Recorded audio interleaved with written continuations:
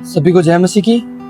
आज हम पढ़ेंगे उत्पत्ति उसकी 12 अध्याय से 1 आयत में लिखा है, यहोवा ने अब्राहम से कहा, अपने देश और अपने कुटुंबियों और अपने पिता के घर को छोड़कर उस देश में चला जा जो मैं तुझे दिखाऊंगा, और मैं तुझसे एक बड़ी जाति बनाऊंगा और तुझे आशीष दूंगा और तेरा नाम महान करूंगा और तू आशीष का मूल होगा, और जो तुझे आशीष दे उन्हें मैं आशीष दूंगा, और जो तुझे कोसे उसे मैं शाप दूंगा, और भूमंडल के सारे कुल तेरे द्वारा आशीष पाएंगे।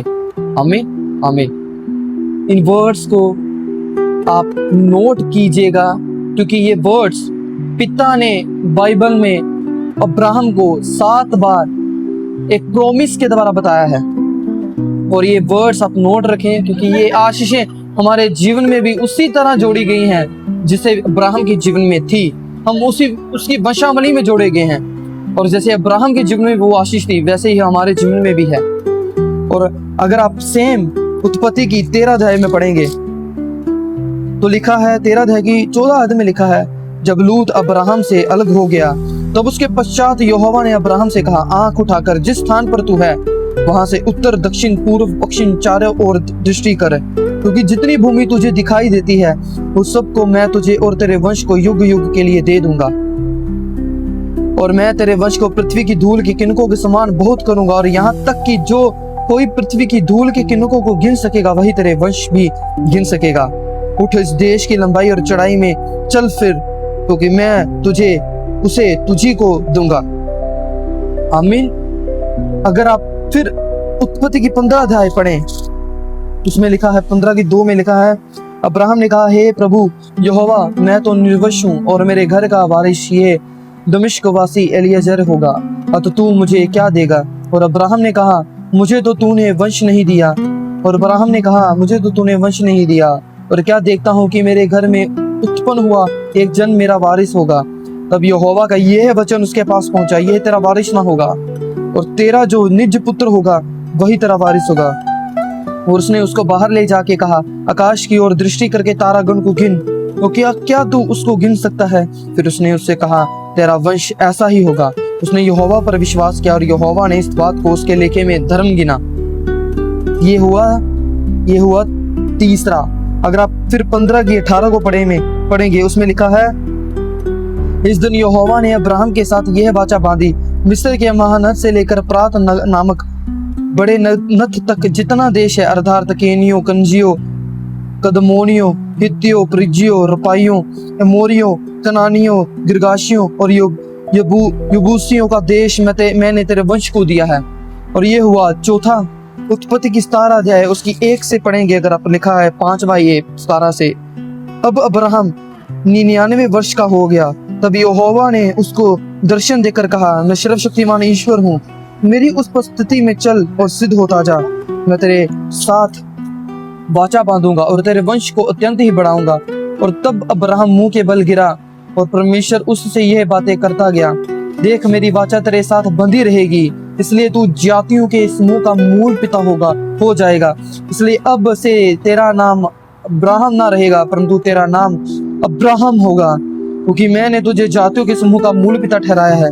मैं तुझे अत्यंत फलवंत करूंगा और तुझको जाति जाति का मूल बना दूंगा, और तेरे वंश में राजा उत्पन्न होंगे, और मैं तेरे साथ और तेरे पश्चात पीढ़ी तक तेरे वंश के साथ भी इस आशय की युग युग की वाचा बांधता रहूंगा कि मैं तेरा वंश और तेरे पश्चात तेरे वंश का भी परमेश्वर रहूंगा, और मैं तुझको और तेरे पश्चात तेरे वंश को भी यह सारा कनान देश जिसमें तू परदेशी होकर रहता है, इसी रीति दूंगा कि वह युग युग उनकी निज भूमि रहेगी, और मैं उनका परमेश्वर रहूंगा।